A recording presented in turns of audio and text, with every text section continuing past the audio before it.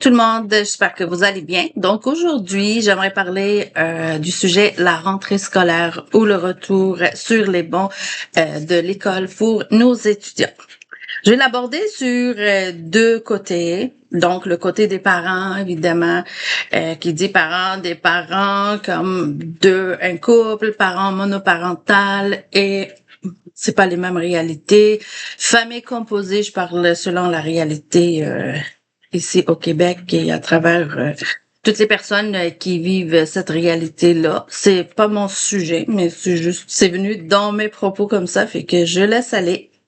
La rentrée scolaire pour les parents, probablement. Moi, je suis parent, fait que c'est vraiment acheter la fourniture scolaire, renouveler la garde-robe. Ici, au Québec, au Canada, on a des hivers quand même assez durs. L'automne fait qu'il y a un renouvellement de garde-robe. Fait que la plupart des parents, peut-être comme moi, c'est les achats, les achats, les achats. Et pour les élèves, évidemment, chacun son bagage, chacun son expérience par rapport à l'école. Et c'est ça le cœur de mon sujet. Vraiment, j'aimerais parler du point de vue étudiant, étudiante. Moi, je parle beaucoup avec les étudiants, étant donné je suis maman de deux adolescents, fait que je parle beaucoup à ces étudiants-là et j'entends beaucoup leurs craintes, leurs aspirations, leurs blocages aussi. Donc, je vais faire une vidéo courte, mais il va y avoir d'autres sur ce sujet-là parce qu'il y a des sujets qui m'interpellent comme maman, comme coach aussi.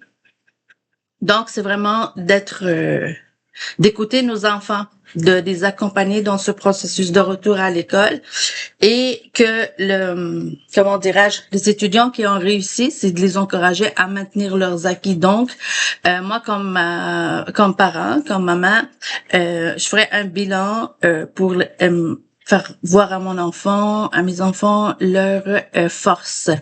Qu'est-ce qui a fait que l'année passée a été un succès et quels sont les points qui sont sujets à amélioration.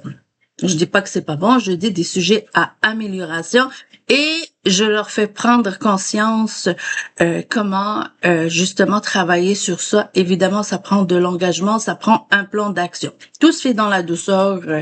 Il faut pas que ça soit comme rigoureux, que ça l'enfant ouvre je dis l'enfant, c'est mon cœur de mère qui parle encore, mais l'adolescent va se sentir étouffé.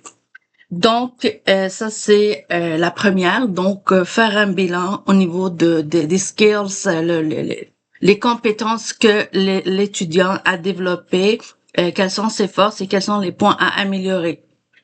L'école est à quelques pas de nos portes, donc je parle de la rentrée scolaire. Euh, c'est vraiment de commencer à installer une routine, un peu de structure, un peu d'habitude, parce que les vacances, on les a laissés faire ce qu'ils veulent, c'est normal, c'est mérité, ils ont besoin de vivre leur vie aussi. Fait que maintenant, comment qu'on va installer des habitudes saines pour pas être en retard à l'école? Donc, c'est vraiment d'ajuster les heures de dodo.